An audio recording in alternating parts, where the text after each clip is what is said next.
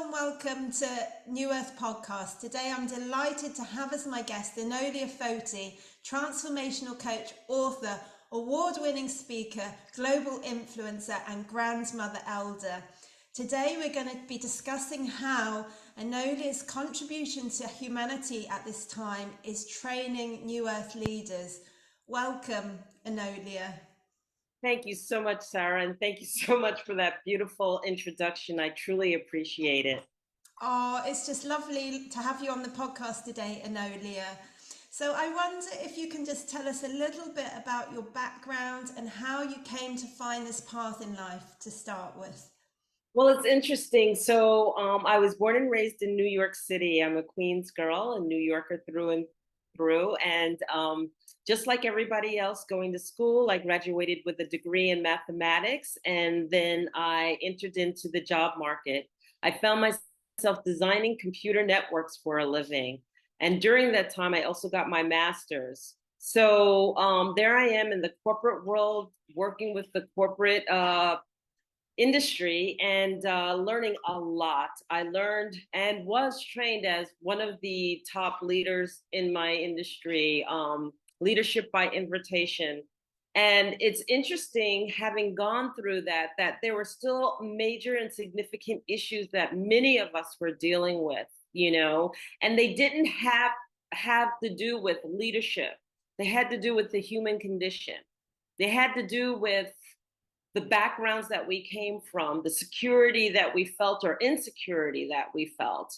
It had to do with some of the traumas that we had went through and not necessarily addressed, and it showed up in the leadership. So I always kept that as like a footnote to understanding. Went through my corporate leadership, eventually decided that I wanted to do something more. And so meeting my first Indigenous grandmother elder, I found a different way of teaching and a different way of leading and a different way of living life. And I loved it and I embraced it.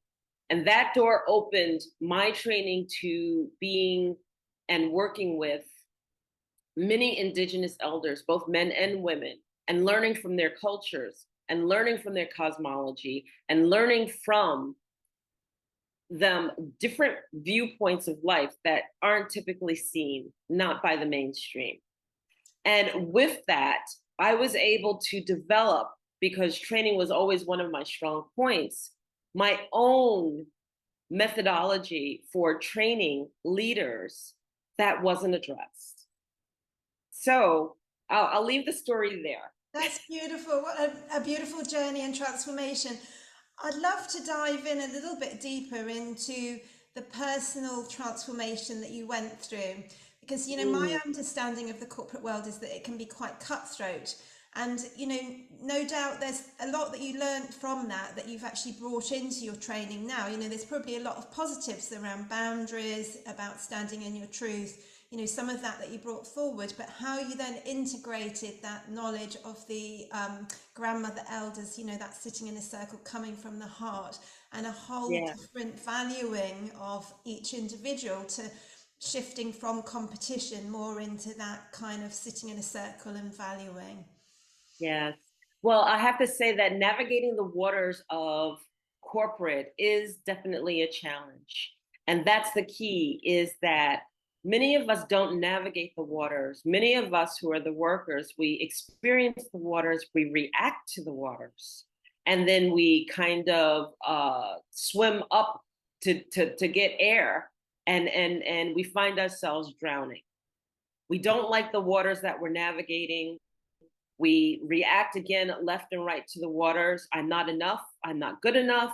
Am I worthy for getting this? Or I have to fight and step on and demean and belittle the person next to me in order to get the air that I need and to be seen. And everyone's goal is to be in the center stage, and people, some do and some don't care how they do that. And so there you have the background. And so compassionate leadership, what is that? Why is that? And what I learned from my Indigenous elders is that there's capability of leading without feeling that anyone's above you and below you, in front of you, behind you, fighting to take your spot. That you don't necessarily have to be territorial in order to lift and make your point and rise up and rise up such that everybody benefits. And it's not just about being territorial. So those are completely polar opposites of what the corporate and the industry breeds into others. And some schools, some colleges breed that competition into you so that you'll do what it takes in order to lead. And when I discovered this, it was like a breath of fresh air. My own experience was that I had to learn to put my ego aside, put my ego down. And then when I made the mistake of acting by ego, for my own benefit, when I was corrected, it wasn't the typical way like it would have been in corporate, where you're hand smacked, you're embarrassed, you're belittled, and you're made to be felt small. But it was compassionate and loving. And then, the room for the mistake. It wasn't thrown back in your face. It was, and what lesson did you learn? It wasn't that I had to step on anybody else in order to achieve that leadership again. It was, this is how I can sit in circle and realize that everybody wins as I'm the leader. And that was a whole foreign concept. I love what you're saying, Enolia. I love this idea of compassionate leadership and leading with the heart, because that's the transformation that we're all going through as we step into New Earth. It's stepping into the heart. that's how we arrive at New Earth, is through the heart. But what I'm seeing in the world is that, in terms of, the transformation into New Earth, it's happening in individuals, and it's happening in grassroots movements like the People's Health Alliance that I'm involved with. But we're not really seeing it in our leadership, in governments. We're not really seeing that in education. It's that old paradigm that's perhaps being installed, So how do you see that shift in terms of the work that you're doing in order to really lead, and form New Earth leaders, because, presumably a lot of people that are in leadership are operating it from ego, of wanting to compete and be in the center stage. So how do you see that transformation so that we can get in place the kind of heart-led people that you're wanting to train? So Einstein always said that insanity is doing the same thing over and over and expecting different results, right? And so how do we train our leadership? We train them by exhausting them, week-long training, intensive, they're exhausted, getting them to make decisions while they're exhausted. That's one methodology. I've been through that beautiful feat. Another way is that we believe that, here are the boundaries, here's the structure, this is how you train, this is how you repeat back, this is how you stay calm in the face of adversity, et cetera, et cetera, et cetera. But what none of the leadership programs do is they don't go back to your value system. They don't go back to the fact that whether you trust yourself or not, whether you trust your own decisions, how you view yourself when you look in the mirror. How do you deal with fear within yourself? And how do those fears play on certain situations when you're in leadership? How do you deal with judgment? How do you process judgment? How do you give your power away in the midst of judgment or projection? So none of them deal with that, and my program does. My program actually looks at 7 principles by which we already possess that truly forces you to look in the mirror and to truly embrace what you see in its totality. That when you observe and you notice who you are and what you do and how you respond, and you understand you may respond one way because you had certain trauma in your life, and that you have to acknowledge that, okay, in this regard, it's triggering me, and I need to work around that trigger and understand that I need to make an objective decision and not one based on my own pain and my own trauma, then that yields a different result. Because where am I when I'm doing this? I'm in my heart. I'm observing myself from my own perspective and how my heart operates. That's incredible, Enolia. And actually, I'd just like to share that, I've known Enolia for about 6 months now, and Enolia's become a dear friend during that time. I've just been so moved by the incredible work that she's doing that I've actually decided to become a coach and train, because it's just such important work. And particularly, like I've taken this position in the People's Health Alliance, where I want to make an impact, and I just want to make it from the right position, in terms of this. So, leading with my heart. So I just want to thank you, immense gratitude to start with, Enolia, for all that you're doing, for the work that you're doing. With me, it's been incredibly powerful and transformational. So I wonder if we could just start to break it down a little bit, because, one of the first things, to become a new Earth leader, we've been taught really that only the people that are the leaders that, that have the power take center stage. But part of the transition that we're going through at the moment as we step into the age of Aquarius, which actually started March 23rd, so officially we've entered the age of Aquarius now. Okay. It's power to the people. And so it's much more in line with this Indigenous idea of sitting in a circle and valuing everyone's unique contribution and everybody's unique way of saying things, of everybody's unique way, the power of the voice, just using that power. So I wonder if you could just speak to that a little bit first. Yes, the power of the voice is absolutely essential. First of all, the generations that are coming in, they don't operate like the older generation. So the baby boomers did it one way, and they were quite conservative, and things had to be structured this way, or structure. And the generations that are coming in behind us, they usurp all rules that we came up with. And so, first of all, you need to acknowledge that and embrace that. Right? It doesn't make it wrong. It doesn't make it right. It makes it different. So understanding that our youth are coming in with a different viewpoint and a different way of viewing life, then the old structures by which we train aren't necessarily going to work. That they are more in touch with how they feel, what feels good to them, how they enjoy working. They don't want to dress conservatively. They want to be able to express how they feel, and they want to be able to represent what's important to them with all their being. So understanding that, how do we cultivate and capture that strength and that understanding and that knowledge and that motivation and that ability to initiate that and bring it forward to some beautiful leadership that can help across the world? Well, first of all, acknowledge that they're coming in different.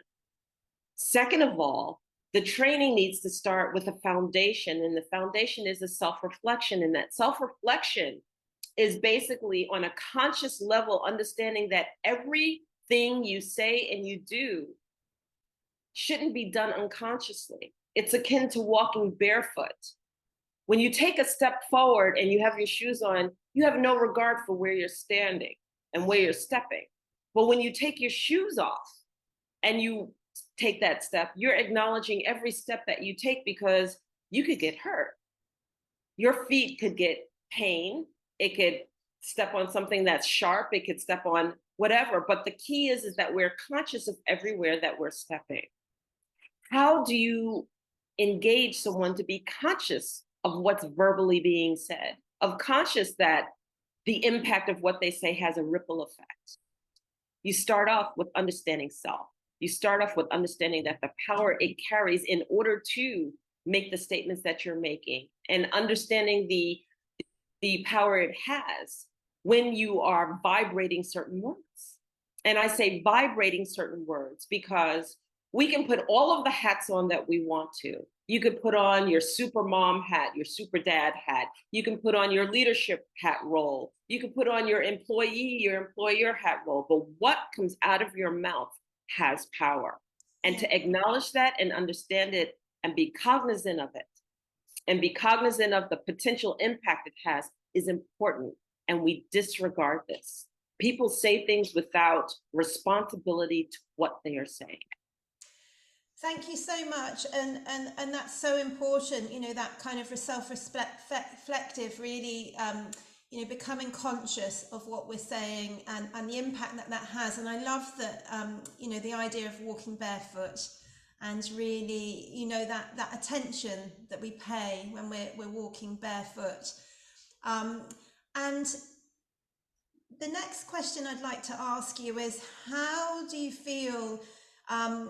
This idea of walking barefoot, like you mentioned, sometimes we become conscious that we might get hurt, perhaps when we were unconscious before. And certainly if we've had childhood conditioning, around standing, speaking, being dangerous, because perhaps we get criticized, or, we're told not to just be in the background as a child and not express how we feel, this kind of thing. How do you feel that we can overcome those kind of fears, particularly if they become more conscious because we're paying more attention? So, this is part of the program that I actually work with people with, as you know. And the key here is that when you are, and I'm going to make it akin to a movie, when you're in the movie, things are happening around you and all you're doing is reacting. The character reacts this way, the character reacts that way. We react, and we feel like we're dodging bullets, but we're good at it, right? We're going to just dodge this bullet. She triggered me. Oh, and I reacted, and I realized she triggered me, and I reacted, and I reacted good, But the key here is to pull back from that reaction and be the observer. And if you are watching things unfold instead of reacting, then you can see that, oh, Sarah just said this to me and she triggered me. Now, is she purposely trying to trigger me? Because I realize that that's a trigger. I'm aware of my triggers. I know that what she said really hurt me, and what is the intention behind that statement? Was there an intention behind that statement? Was she trying to trigger me so that I'm off balance, and therefore I respond off balance, and then I deflect the point that was trying to be made, and it's lost because she got my emotions to kick in because I'm too busy reacting versus staying on point? Or is it that, the intention of what was being said was to trigger me, and I caught it and I said, trying to trigger me. Okay, well, let's just deflect that. I'm not going to respond to that. I'll let you flutter. I'll let you flounder because you knew exactly what you were doing. And if you knew what you exactly were doing and it doesn't work, who ends up floundering? Not me. You do. So there are key ways in order to address certain situations. Everybody loves to create a story. And we love to deep dive into the story versus watching the story unveil. And what you learn is you learn to stop reacting to every point, but to watch the story unveil and then choose how you're going to engage. And that's a different point to come from than reacting left, right, and every which way. And that in and of itself is powerful because you control what you do. No one else can control you. I love what you're saying, this idea of stepping out of the story, because, often the story is on repeat. Often the story is like happened before and again and again and again, and until we see it. It's that kind of aspect that perhaps from our childhood, that conditioning that we're just replaying over and over, like what you said about Einstein earlier on, if we expect a different result doing the same thing. So taking that moment to, observe and step back and not react,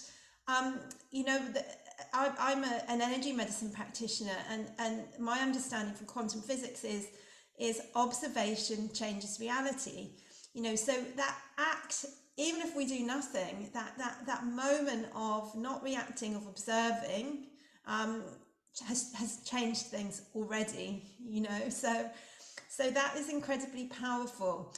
And I'd like to talk a little bit now about how we navigate that kind of standing in our truth, particularly if we're dealing with conflict, how we navigate that, because it's not always easy then to make the decisions, because once you've made the observation, you might wish to make different decisions to what you've done before. So you're stepping really into unknown areas and stepping outside of the comfort zone.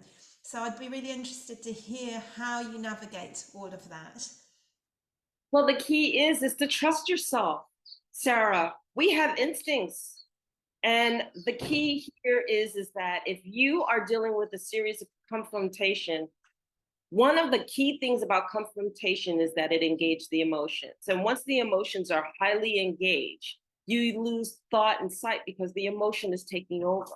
So if the anger is blinding, it's exactly what it is. It's blinding. If the attack makes you sad, then you're so busy dwelling in your sadness that you've lost sight of what is actually taking place.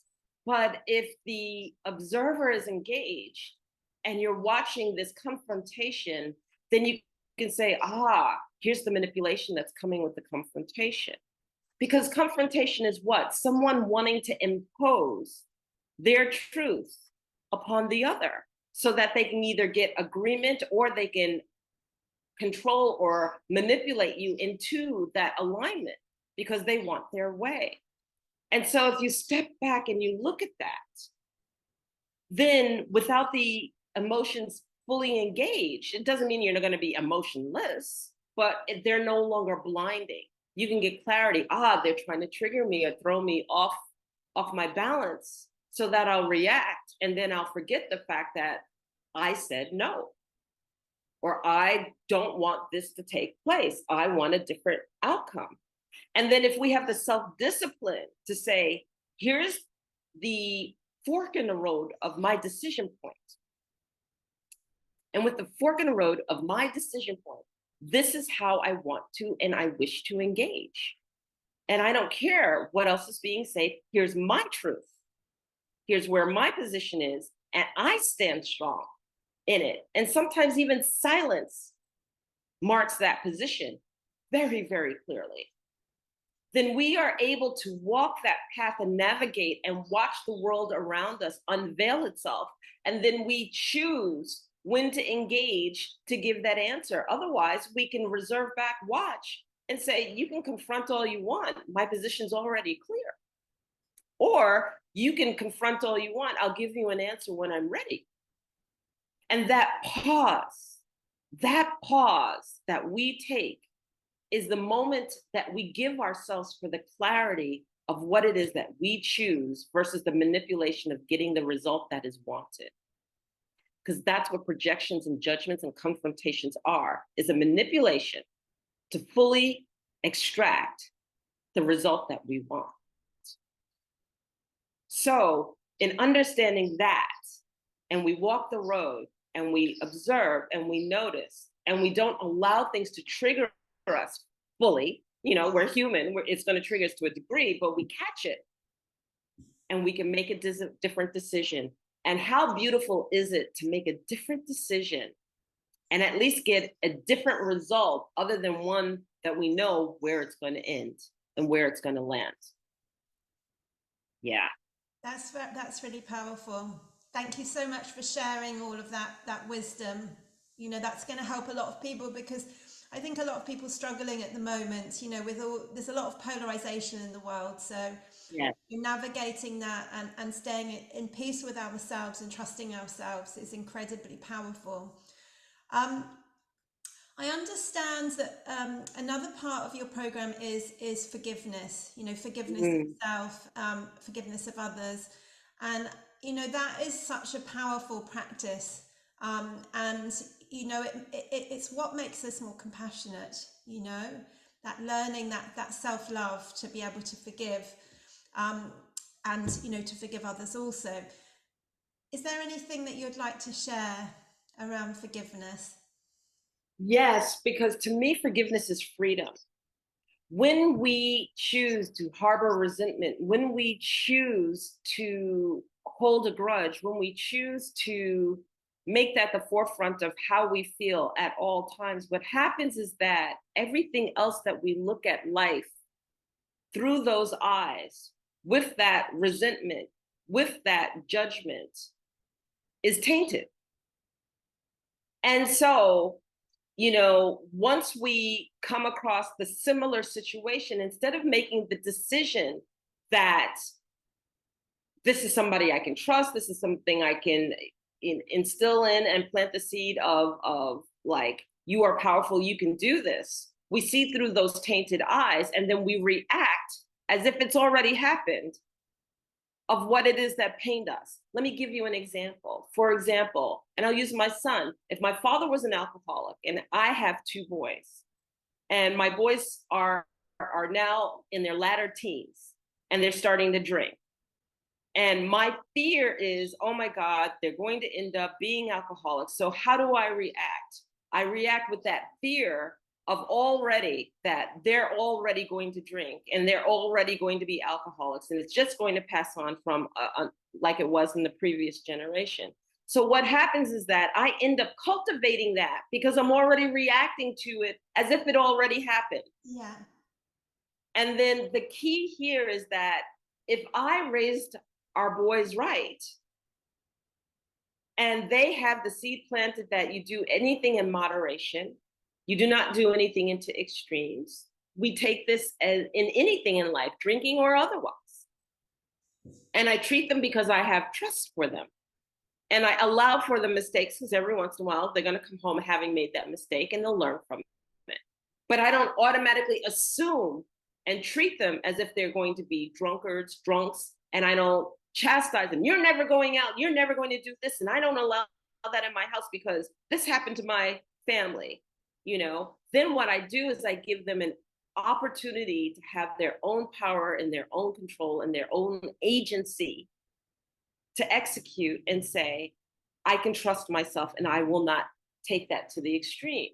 And my mother and my father trust me. So how we see life and how we make those decisions already implicitly has a result. And we can either cultivate that result in its negative aspect or its positive aspect. So by forgiveness, you're not forgiving people for what they did in terms of that sometimes. Sometimes you're like, oh, they did this, and this to me, I'll never forgive them. Okay, that's a different aspect. But how do you choose to see it? How do you choose to see it? Forgiveness of self says, I choose to not give my power away to somebody else, but I choose to take back my power by being able to view life the way I choose to view it, not tainted by what you did to me to look otherwise. So I think it's powerful. Yeah, it's really interesting. And this idea of, where we're placing our energy again, and it's something that I've been aware of for quite some time, this, in terms of what's happening in the world at the moment as well, and fear-based narratives that are playing out, and almost like a predictive programming, Yeah. of then people buying into it and then it manifesting or believe, it's kind of, the anticipation almost makes it happen.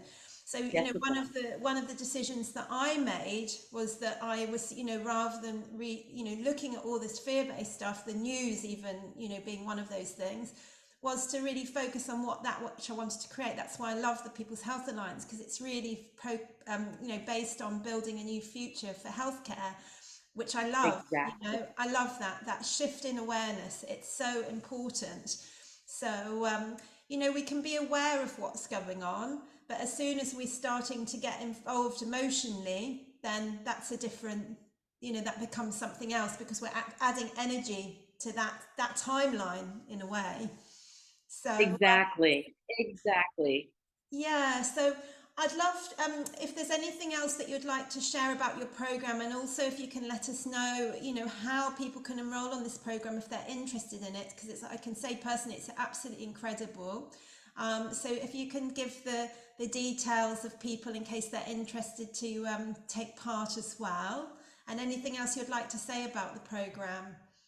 So I want people to know that I also wrote a comparable book called The Seven Principles of Self-Mastery that can go along with the program, that goes along with the program also. It tells you not only the origins of why I use the tools, the way that I use the tools, but also my experience with the tools and what I had to learn so that you can use my story as a potential springboard for helping and relating to your own and seeing that you're not alone and having gone through certain situations.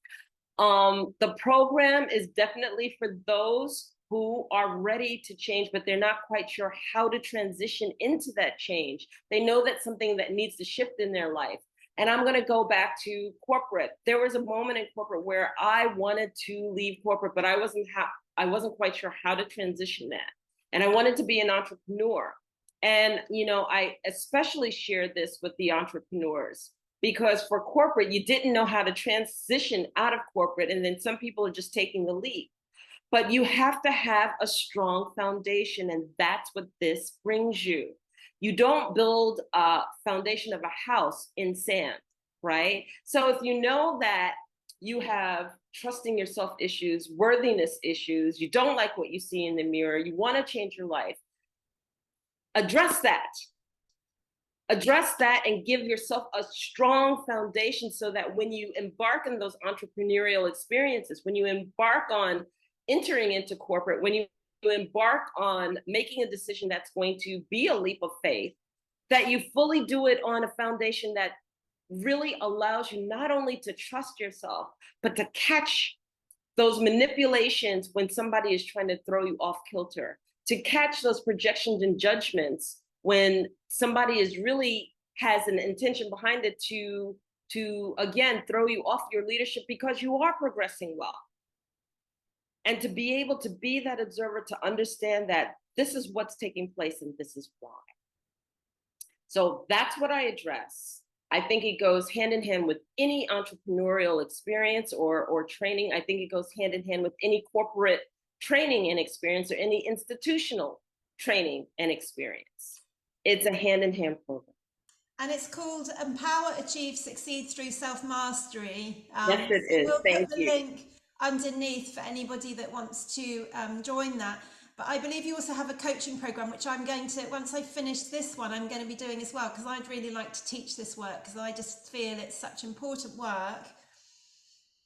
Yes, I do. Thank you so much for bringing that up. I actually took all of this work and I developed a coaching training program. I have one coach out there, and I have 5 more in the funnel, and people are starting to catch on and starting to come through. And you being one of them, I'm so thrilled and excited about. And it's based on this work, this heart-based work. And the beauty about this is that it is world-based. So what this means is that the work is not dependent upon one particular culture, that anyone in any culture is able to go through it because it respects all culture. It doesn't take one culture's viewpoint and press upon it another culture, but that it has the boundaries and respect for all cultures. So it doesn't matter what culture you come from. It doesn't matter if you're in Africa, in Asia, in Australia, in the US, or in Europe, that it's going to respect all traditions and everything because you're doing inner work. You're not doing projected work from the outside. That's amazing. And I believe you've got lots of stuff in the pipeline, haven't you, around where this could be taught? I know you don't want to share the details of that when it's kind of in process, but perhaps you can just give an overview of how you see the vision for this. So I see the vision for this by training world leaders. I see the vision for this because, again, we have all of the leadership criteria that we need, but we don't have the underpinnings. And it is actually being evaluated as we speak for world leadership. And that includes government institutions as well as um, uh, global companies and global NGOs, as well as education institutions, and as well as corporate. So I'm So really exciting. excited. Really super exciting. It's just what the world needs, you know, this coming into the education, this heart-based awareness. Yes. Thank you so much. So I'd like to shift now over because you also do a lot of humanitarian work, which I've taken part in some of your conferences that you've done, you know, with the humanitarian work, and I understand that you go to, you know, you send people to school in India and do all kinds of things under the Expressions of Humanity branch, which is your humanitarian branch. Um, I wonder if you could just share a little bit about how that came about and the amazing work that you're doing with Expressions of Humanity. So I'm really excited about Expressions of Humanity, and I'll tell you the story of how it got started. And I'll do that briefly, which is that I was at a beach called Benfica in Angola, Africa, and two girls almost drowned. And if you want to actually hear the story of what happened, you can go on expresshumanity.org, which is our Expressions of Humanity Foundation website, and play the story. And it's actually one of the projects because I want to teach Angolans how to swim. Oh, So two girls almost drowned. And it moved me so much. I was like, I have to give back. And I went home and I immediately created Expressions of Humanity Foundation. It was on my heart. It was the way that I could actually give back. And so what Expressions of Humanity is an foundation that actually acknowledges the activism of humane and humanity efforts that are going on around the world. And one of the things we love doing is we love sending kids to school. And we look to send kids to school in the underserved, and we look at youth leadership. So the underserved communities of the Quiros Indians of Peru is one of the schools where we have several kids that we're sponsoring. And what we do is we send them to school whenever we hold an event, like we hold the Speakers Forum platform event across the world where people can come in and they can speak. And a portion of that actually goes directly to the kids going to school. So if you're out there and you're a speaker and you have something on your heart to say, we encourage you to come contact us, be a part of our speakers forum, and directly affect a child going to school. I've been to India, I've been to Nepal, I've been to Mauritius, where we talk and work with children, and we talk to the youth leadership and let them know that they are the gift, and we are excited for them to come forward and be the leaders of our next generation, and that what they have to say is important, and that we care, and that they are the gift. So this is the work that we're absolutely thrilled to be able to participate with and start with and expand. That's so beautiful, Enolia. And you know, like our children are our future. So that's where the training needs to start. So, you know, it's so incredible that you've made this armor for your work to really make that happen. And I know within the People's Health Alliance as well, they're very much bringing in youth hubs and encouraging, you know, they have a children ambassador, June Tranmer, who I interviewed on an earlier podcast, and they're really bringing in that kind of voice, you know, to the children, so that we can start to encourage this idea of youth leadership. So it's very, very exciting. And I'm also very proud because I've been made a global wellness ambassador for the Expressions of Humanity. So I really want to do all that I can to support this amazing work as well. So thank you so much. Yes, we're excited to have you, as well as 17 other ambassadors that are helping us to really just get Expressions of Humanity out there and to identify projects that where we might be able to assist and help and facilitate, and then also, you know, bringing in funding so that we can help others. So it's beautiful symbiotic relationship, and we love it. And you have an incredible global summit coming up, which I'm going to be sending out some information about. That's called Envisiting Your Future. So it's Yeah. very much on this theme of creating new earth, new earth leaders, encouraging them to step up by giving a platform. I wondered if you'd just like to talk a minute or two about that event in case anyone would like to take part or register. We can put the link underneath the video. Yes, I thank you so much. Envisioning your future is really important to us because what we want to do is we want to call out the leaders, and we don't care whether you're a corporate or an artist or a child. All of us are contributing and creating what our future looks like. And we want to know what that looks like to you and how you choose to impact. And so, whether you're a coach or whether you're a child leader, I love the Glory Foundation. Glory Foundation is one of those foundations where they cultivate and encourage their youth to speak their voice and to speak their heart every step of the way. And so we're calling on everyone. Show us and tell us how your art impacts the world. Show us and tell us how your youth leadership and what you want to see change impacts the world and shapes the world in its future. So we're really excited about the speakers platform, and we're really hoping that people will come out and really share their visions and share what they want to create in a future that they see. That's incredible. Thank you so much. So is there anything else that you'd like to share before we finish up today? I'd love to hear a little bit about your, being a grandmother elder, because that's such a huge honor. And, it's just holding that energy is really quite something.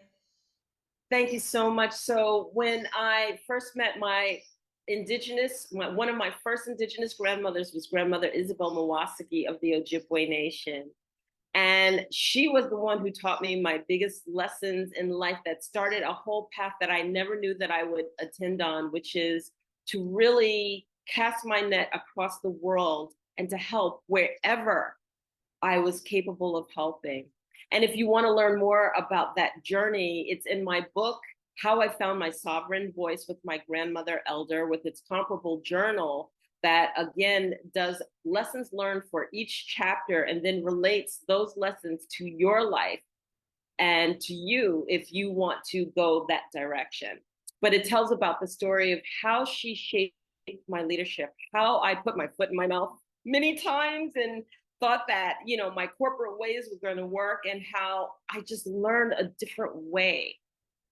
And that laid a part of the foundation of how I view and how I address the world today. And to go full circle back, it would be approximately 13 to 15 years later that I go back to Grandmother Isabel, and she made me a grandmother. And now I am what she is. And I impart that wisdom and that work and that giving of heart right back to the world as an elder, as a grandmother, and as a matriarch with the other grandmothers that traverse the world. And I'm thrilled and honored to be a part of that lineage. That's beautiful. Thank you so much for sharing that incredible journey, powerful journey. So, are there any last thoughts that you'd like to leave us with today? Yes, I always love to just leave you with one thing that you can do. Remember the power of your words and make them count, because somebody is listening to you. And the vibration and the power that you share with them is the ripple effect. And that which they receive will then go to the next person and the next person and the next person. And how you made them feel will go to the next person and the next person and next person. So make every word count and know that what you have to say is important and is being received. Beautiful. Thank you so much. It's been absolutely wonderful to have you on the podcast, Enolia. I've just really loved chatting with you and connecting with you today. Thank you so much for having me, Sarah. What an honor it is to be here with you, and what an honor it is to walk the path side by side with you. It's a beautiful journey, Enolia. And thank you everyone for listening today. Please do hit the subscribe if you've enjoyed today's podcast so you can hear some other wonderful speakers. Bye for now.